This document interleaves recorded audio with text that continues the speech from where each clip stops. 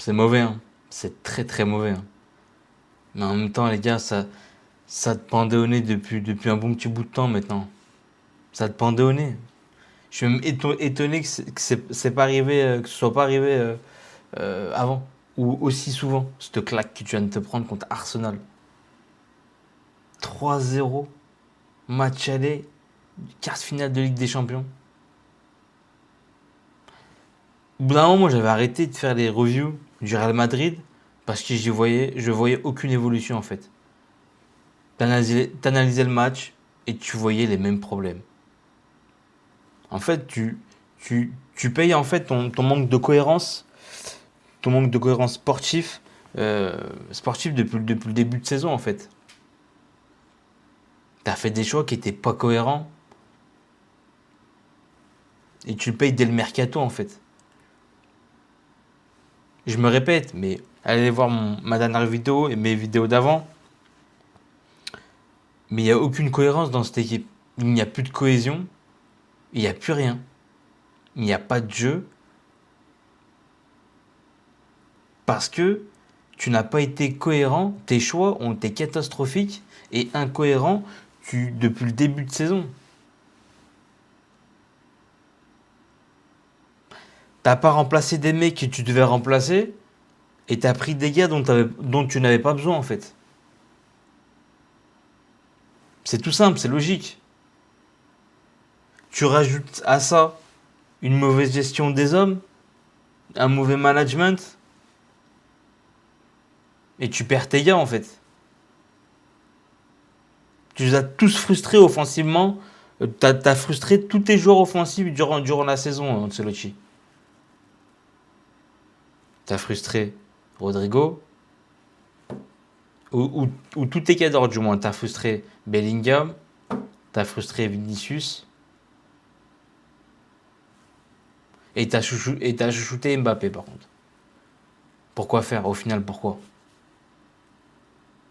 Je me répète les gars, je me répète. Pour moi, ça n'avait plus aucun sens de faire des reviews match après match. J'avais arrêté du Real parce qu'il n'y avait aucune évolution et que ça ne servait à rien. J'allais me répéter, je me répète.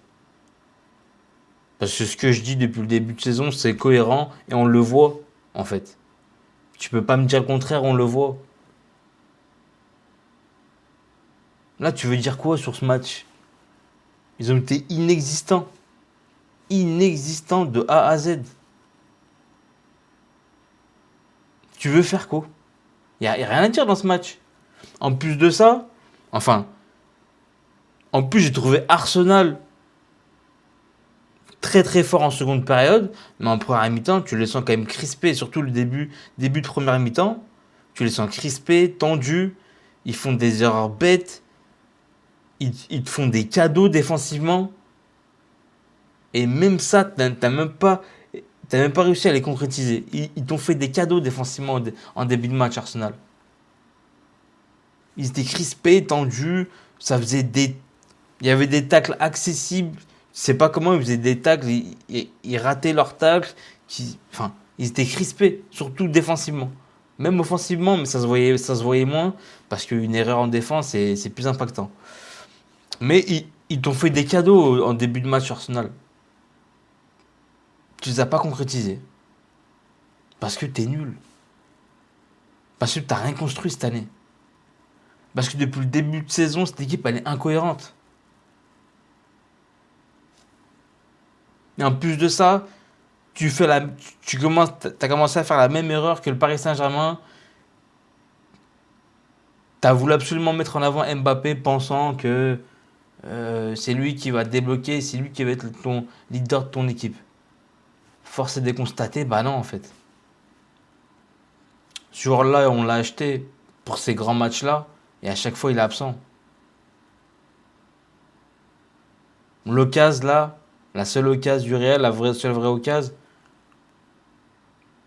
on l'a acheté, tu l'as acheté pour, pour, pour mettre ces buts-là en fait. Pas pour tirer en plein sur le gardien. Tes choix, en fait, t'es là parce que t'as fait les mauvais choix, c'est tout. T'en es là parce que t'as fait les mauvais choix. Et je me répète, hein, mais je vais pas rentrer dans les détails encore sur le cas Mbappé, qui est pour moi, euh, qui est pour moi le début de tout ce problème du Real Madrid. Euh, c'est pas tout est de sa faute, mais pour moi, c'est l'incohérence majeure euh, de ce Real Madrid, notamment de ce mercato, euh, et des conséquences qu'il y a pu avoir à le prendre dans ton équipe. Parce que derrière, t'as fait, par rapport à Mbappé, tu as fait un management catastrophique, je trouve. Et ça a entraîné plein de choses derrière. Plein de choses qu'on ne voit pas non plus dans les vestiaires, mais moi, de ce que je vois sur le terrain, il y a plus de cohésion dans le groupe. Il n'y a plus de cohésion. Ça n'a plus, cette équipe, elle n'a plus aucun sens. C'est plus cohérent. En fait, ça a cassé quelque chose. Donc, vous voulez que je dise quoi de plus? J'ai déjà tout dit depuis le début de saison. J'ai j'ai tout juste. J'ai déjà tout dit. Tu veux que je dise quoi de plus? Ce match nous le prouve encore.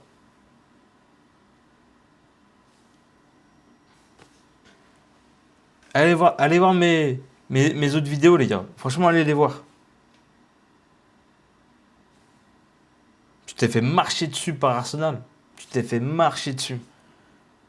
Ils t'ont fait des cadeaux en début de première période. Après, ils ont roulé sur le match.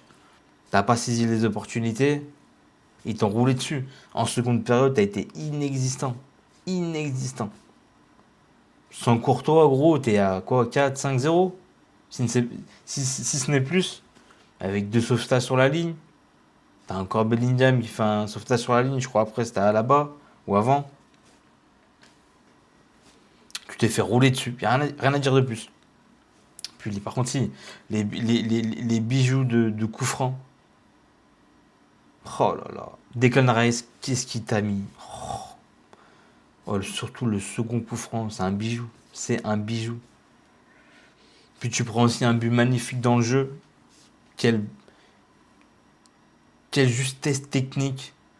Il est sur. Je sais plus c'est qui le buteur. Mais il est en train de reculer. Mais il travaille le ballon parfaitement. Il te l'enroule. Il te lui met un effet ras du poteau. Tu t'es fait manger dans tous les sens.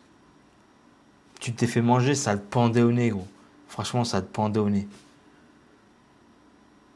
Et au bout d'un moment, c'est déjà un miracle sur les trois compétitions majeures cette année. C'est déjà un miracle. C'est pas mérité. Faut dire ce qui est, c'est pas mérité. Tu produis un jeu catastrophique depuis le début de saison. Puis là, tu te prends une claque face à l'habituel perdant qui est l'équipe d'Arsenal. Mais tu te prends une claque contre eux et qui est largement méritée. Donc voilà, moi j'ai rien à dire d'autre. Dites-moi vous ce que vous en avez pensé dans les commentaires. Likez la vidéo, abonnez-vous. Et on se dit à la prochaine.